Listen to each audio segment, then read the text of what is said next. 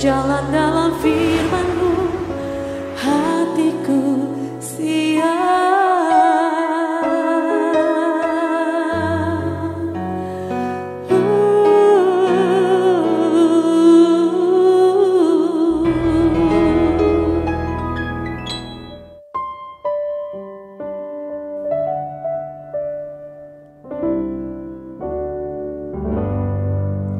Salam, God lover yang dikasihi oleh Tuhan Yesus. Kita patut bersyukur karena kita adalah orang-orang yang dikasihi oleh Tuhan. Tuhan begitu mengasihi kita, luar biasa, melampaui apa yang layak kita terima. Karena kasih-Nya begitu agung, begitu sempurna. Sebagai orang-orang yang dikasihi Tuhan, sudah selayaknya kita juga mengasihi Dia. Kita memuji dan mengagungkan pribadi Bapa kita di surga. Saudara-saudara, mungkin ada banyak penghalang, termasuk di dalamnya karena kita sedang bergumul, kita sedang punya beban berat, kita sedang punya masalah. Lalu sebagian orang berkata, aku sulit untuk memuji dan menyembah Tuhan. Justru dalam kondisi seperti ini, kita semakin sadar kita sangat membutuhkan anugerah dan pertolongan Tuhan. Jangan ragu untuk datang kepada Dia karena Tuhan Yesus sudah mengundang kita semua datang kepadanya dengan semua permasalahan hidup kita. Marilah kepadaku semua yang letih lesu dan berbeban berat, aku akan memberi kelegaan kepadamu. Jadi apalagi yang membuat kita ragu? Mari kita datang dan hampiri tahta kasih karunia Bapa di surga. Kita bersatu dalam doa. Bapa di surga, kami ucap syukur karena anugerah Tuhan selalu tersedia bagi kami. Kami bukan orang yang sempurna. Ada banyak kegagalan, ada banyak kesalahan. Tapi kami bersyukur karena anugerah Tuhan sempurna bagi kami semua. Bahkan Engkau tahu betapa kami orang yang lemah, yang mudah terkalahkan oleh dunia ini. Tetapi anugerah-Mu senantiasa menyediakan kekuatan yang baru supaya kami tidak terus terkalahkan. Situasi sulit, situasi berat tidak boleh menghalangi kami untuk terus datang kepadamu. Oleh sebab itu, saat ini kami menyerahkan semua beban berat kami, semua pergumulan hidup kami kepadamu Bapa. Kami sangat percaya apa yang dikatakan Yesus Kristus benar adanya. Engkau akan memberi kami kelegaan, Engkau akan memberi kami kekuatan, pertolongan, dan kelimpahan sukacita. Kami persembahkan pujian penyembahan kami dari hati kami yang sungguh-sungguh mengasihi Engkau. Dalam nama Tuhan Yesus. Amin. Hidup kami Tuhan berharga di mata-Mu. Hidup kami menggenapi firman Tuhan. Sebagai bukti kebesaran Tuhan. Oleh karena itu Tuhan, kami datang menyembah Tuhan. Terima kasih Tuhan. Hidupku menggenapi firman-Mu. Tanda mujizat sertai tiap langkahku. Kau bersamaku di dalamku, jadi bukti kebesaran-Mu.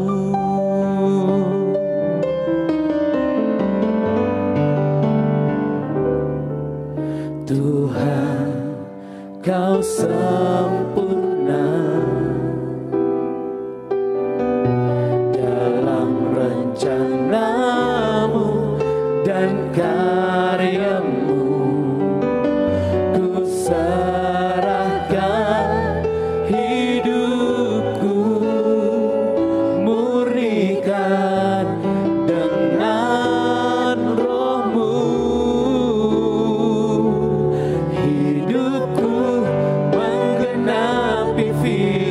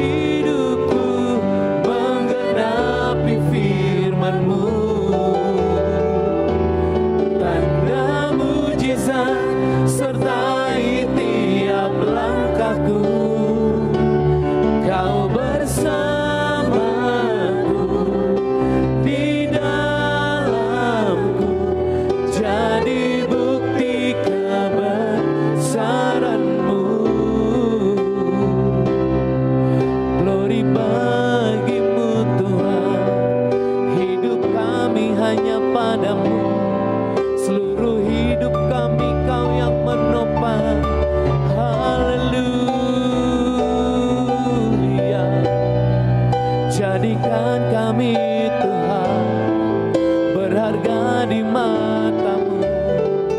Glory bagimu Yesus, kemuliaan bagimu di tempat maha tinggi.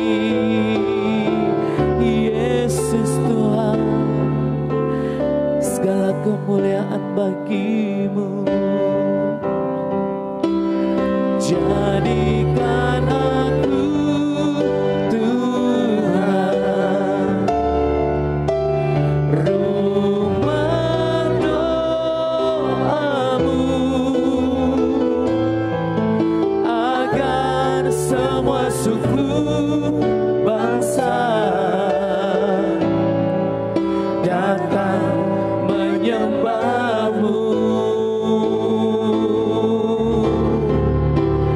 Jadikan aku Tuhan rumah doa-Mu,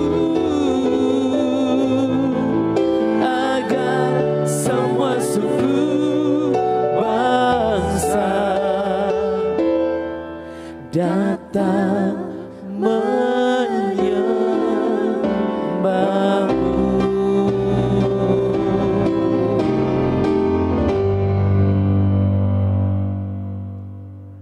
Saudara-saudara, ketika bicara penyembahan berarti bicara bahwa yang jadi pusat hidup kita itu bukan diri kita sendiri, tetapi Tuhan yang menciptakan kita, yang mengasihi kita. Tetapi dalam hidup ini seringkali kita menjadikan diri kita pusat, pribadi kita, kesenangan kita, keinginan-keinginan kita. Kita ingin semuanya bisa terpuaskan dan kita berkata bahwa itulah nilai hidup kita, menikmati berkat Tuhan katanya. Padahal sedang melampiaskan keinginan-keinginan dagingnya, sedang melampiaskan keinginan hawa nafsunya. Nilai hidup kita seharusnya tidak hanya berdasarkan kesenangan sementara, tetapi hal-hal yang bernilai kekal. Kita akan sharing firman Tuhan tentang nilai hidup kita sebagai manusia. Cuma saya sudah bilang tadi, kadang-kadang nilai hidup kita itu ternyata salah, hanya hal-hal yang sifatnya sementara. Sepertinya pokoknya hidup kan hanya sekarang, besok mati, ya udah sekarang lampiaskan. Ini yang seringkali kita dengar ya. Kita seringkali mendengar hal-hal seperti itu kan. Ada yang punya pengalaman atau mungkin dulu berpendapat seperti itu, atau lihat orang-orang yang punya kecenderungan seperti itu. Saya mungkin ya Pak ya. Ini banyak orang saya lihat ya Pak bekerja, mendapatkan setiap bulan tuh mendapatkan gaji yang pastinya ya Pak ya. Kalau dulu saya suka mendengar nih dari teman-teman setelah gajian itu mereka kalau zaman dulu kan suka ada pub klub gitu ya Pak ya.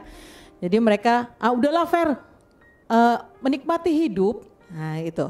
Jadi mereka banyak pergi nongkrong gitu ya. Mungkin minum gitu ya. Ya mereka rata-rata ya semasih muda. Kapan lagi, kalau nanti kan udah nggak bisa lagi gitu. Jadi ya ada beberapa teman-teman saya yang itu senantiasa tuh sering banget saya dengar seperti gitu loh Pak. Apakah apa yang Bapak maksud tuh yang seperti ini? Jadi uang tuh kadang-kadang, tapi nanti tengah bulan itu bingung Pak. Makannya tuh udah sampai di warteg-warteg kayak gitu Pak. Ya nggak apa-apa lah, yang penting kan udah puas lah kayak gitu. Itu sering banget tuh dulu Pak. Banyak orang tidak bijaksana dengan hidupnya. Tuhan, dia kerja selama 1 bulan. Berarti kan nikmati untuk kebutuhan 1 bulan. Dia habiskan semalam, setelah itu hidupnya menderita, itu kan konsekuensi. Orang yang bijaksana tidak akan seperti itu. Akan kelola berkatnya itu dengan cara yang benar. Orang ini hanya berpikir bahwa hidupnya itu untuk kesenangan.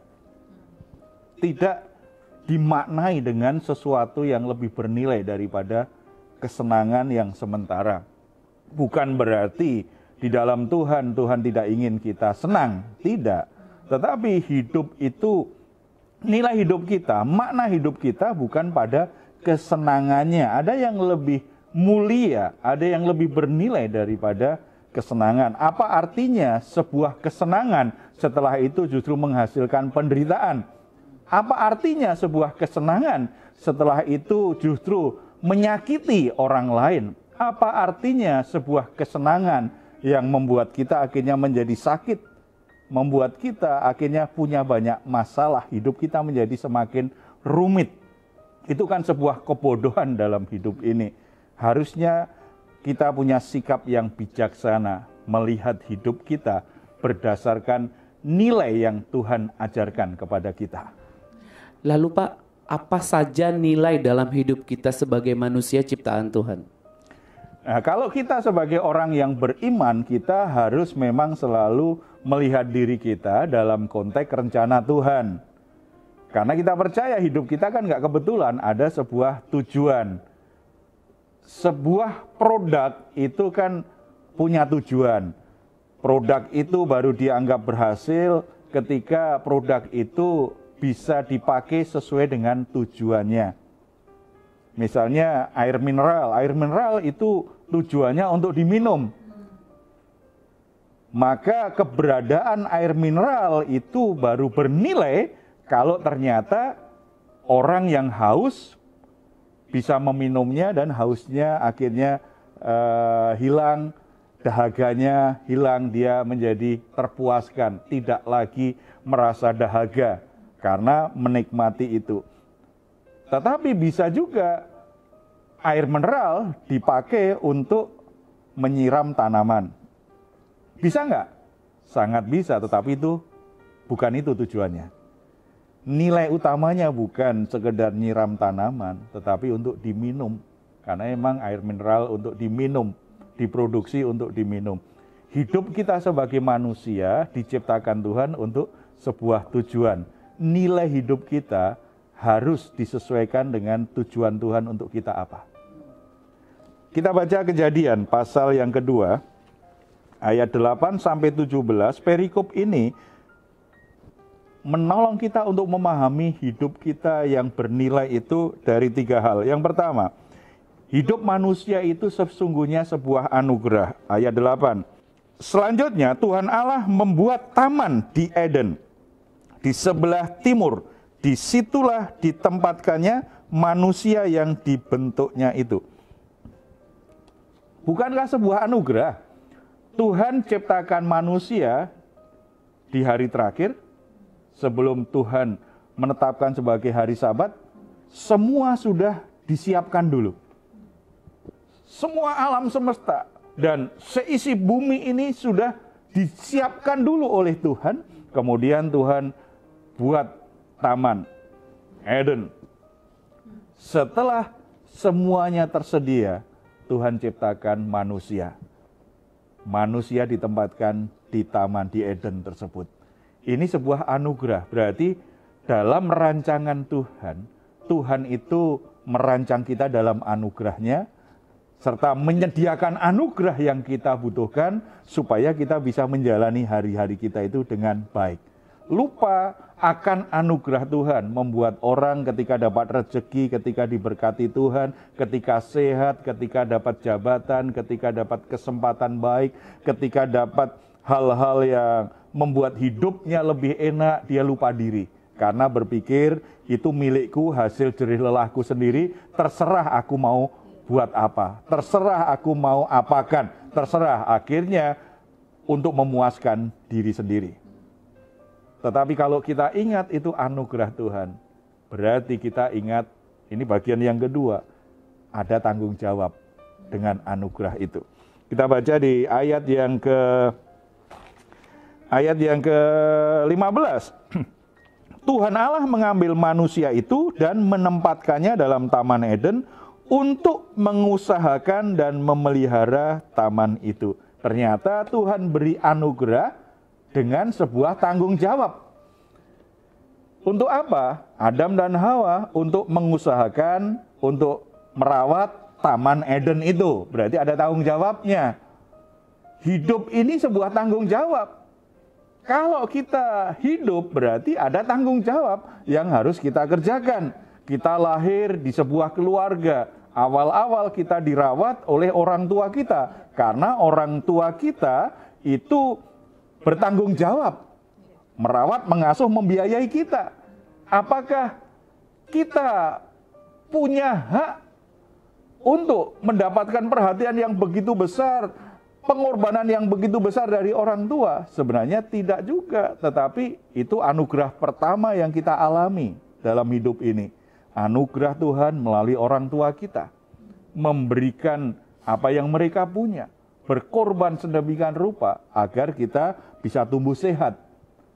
Ketika kita sudah tumbuh, mulai remaja, bahkan mungkin belum remaja, kita harus sadar, kita juga punya tanggung jawab dalam keluarga. Makanya sebagai orang yang bertumbuh dewasa, tidak akan jadi beban orang tuanya terus-menerus.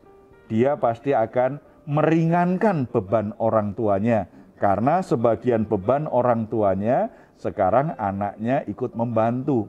Anak yang punya tanggung jawab seperti inilah yang disebut dia dewasa. Cuma sayangnya kadang-kadang ada anak itu tumbuh sampai dia tua tetap aja jadi anak yang membebani orang tuanya. Tidak ambil tanggung jawabnya, tetapi justru jadi tanggung jawab orang tuanya terus. Ini namanya tidak dewasa. Walaupun dia sudah berjenggot, itu, tetapi sebenarnya dia masih kekanak-kanaan, gitu kan? Dia nggak bertumbuh dewasa secara karakter, secara mental. Harusnya anak yang bertumbuh makin dewasa ditandai apa? Dia semakin bisa mengambil tanggung jawabnya dalam keluarga. Itu rancangan Tuhan, bertanggung jawab. Jadi nilai hidup kita itu pada bagaimana kita bertanggung jawab dengan hidup kita, dengan orang-orang di sekitar kita yang Tuhan sudah tetapkan dalam hidup kita. Makanya Bapak Ibu Saudara-saudara, kita bisa aja sukses di pekerjaan atau kita menjadi pelayan Tuhan yang sangat baik. Tetapi masalahnya apakah kita bertanggung jawab dengan keluarga kita?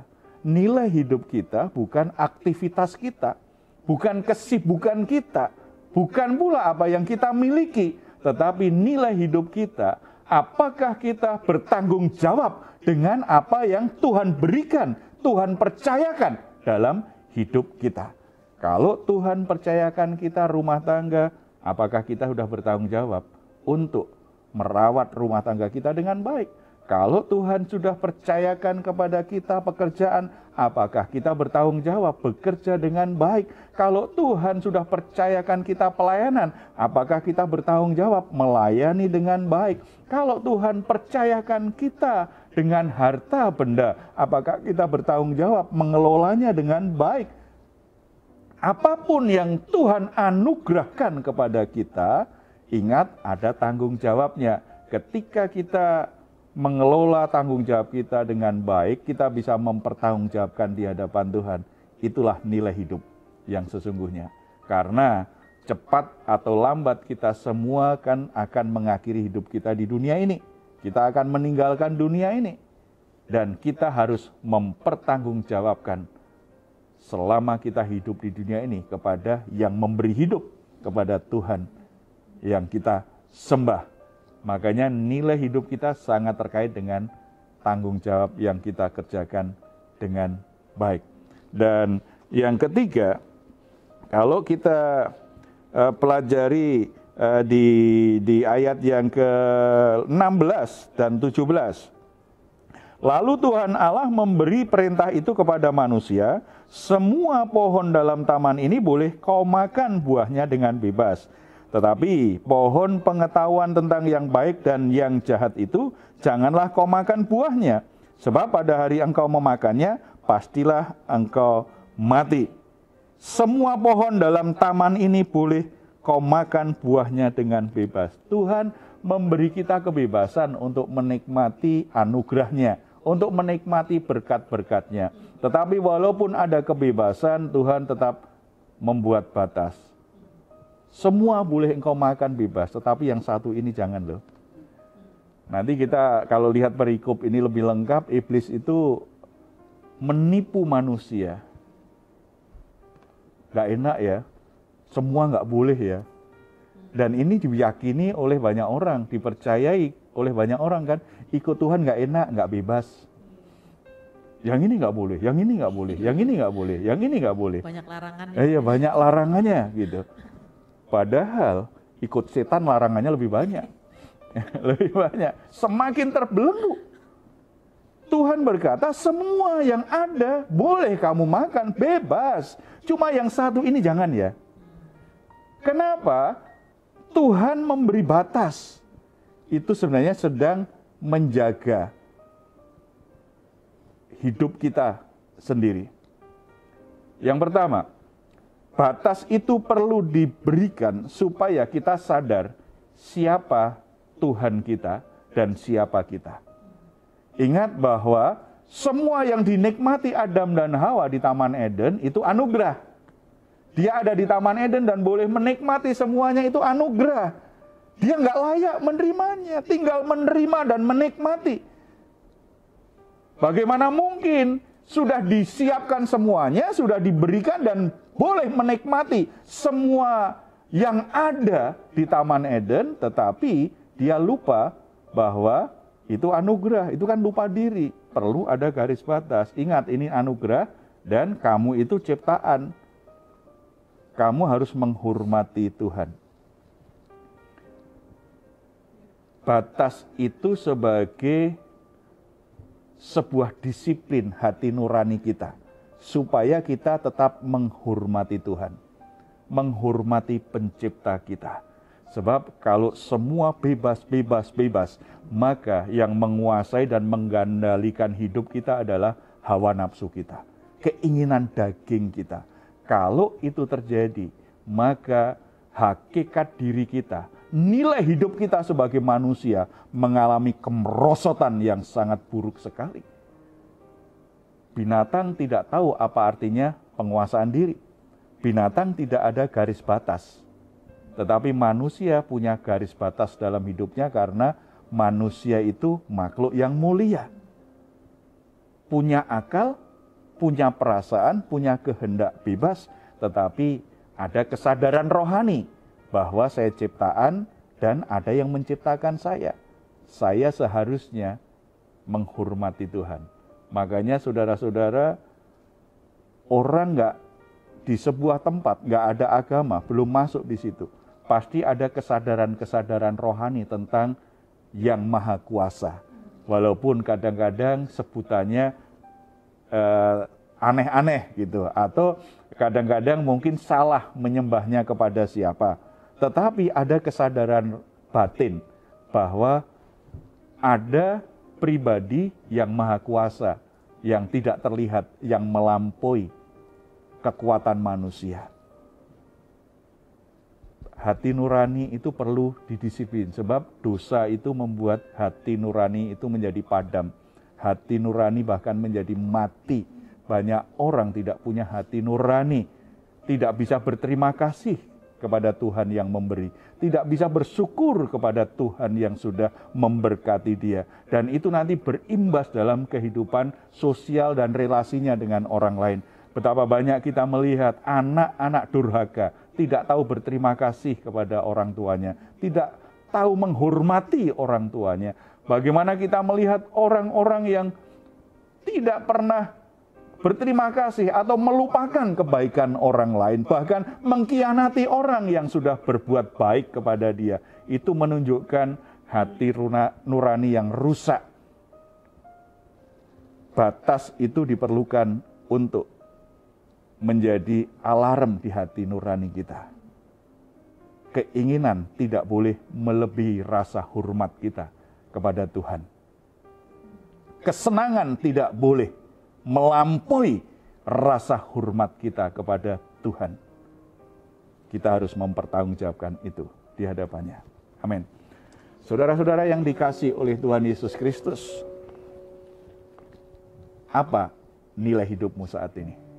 Apakah pada kesenangan yang boleh saudara nikmati, pada prestasi, pada status sosial, atau pada uang, pada kenikmatan-kenikmatan dunia ini?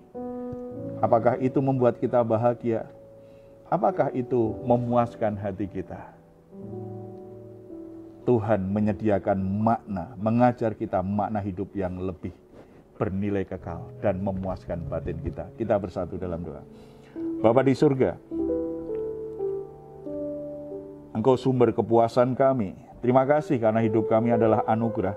Tuhan memberikan begitu banyak dalam hidup kami, melampaui apa yang kami butuhkan.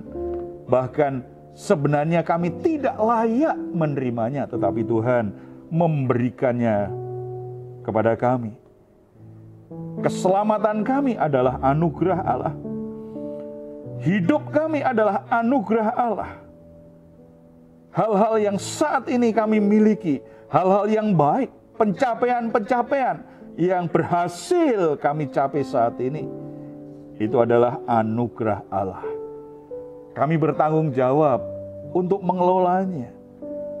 Kami bertanggung jawab untuk mempertanggungjawabkannya kepadamu.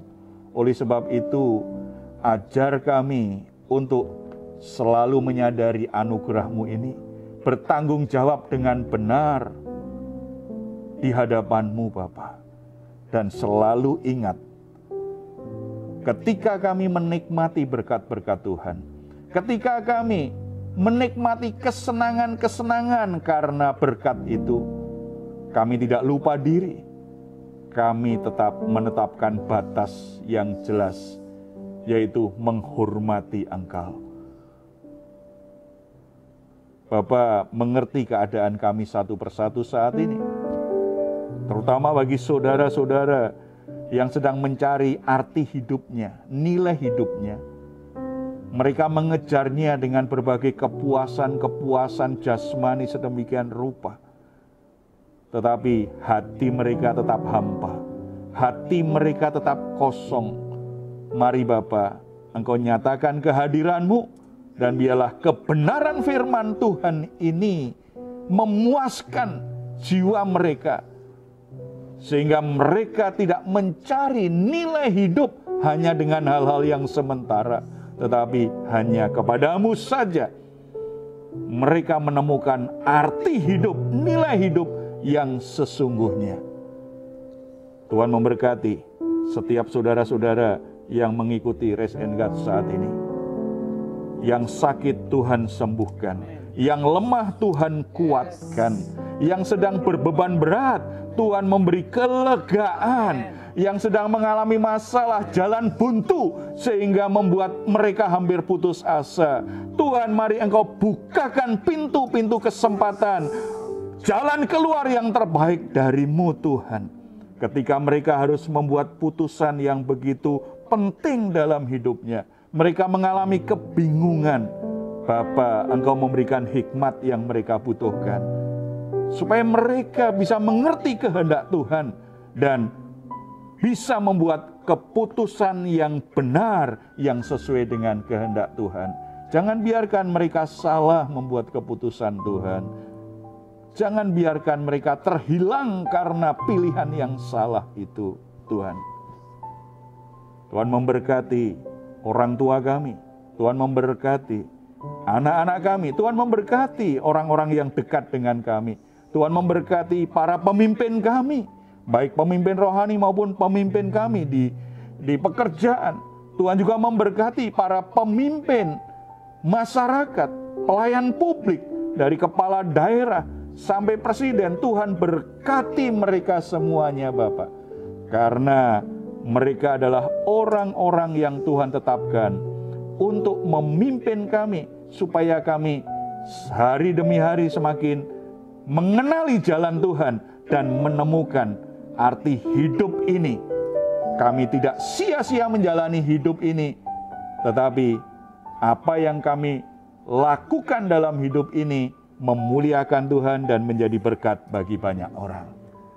Dalam nama Tuhan Yesus kami berdoa. Amin.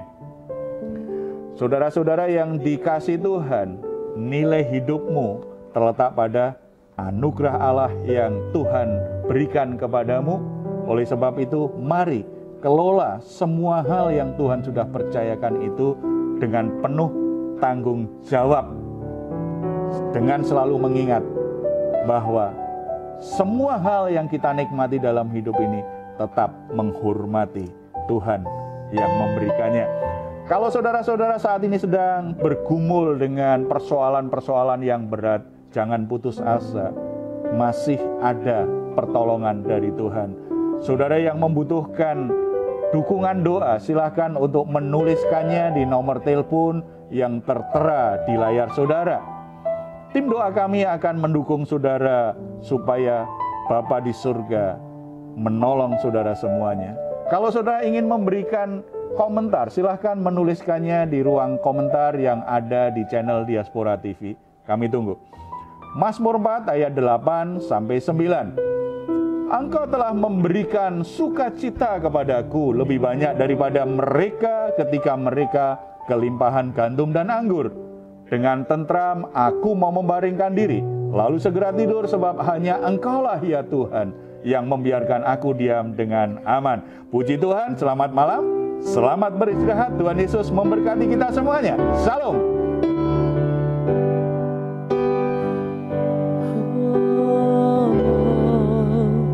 Jadikan aku Tuhan rumah doamu, agar semua suku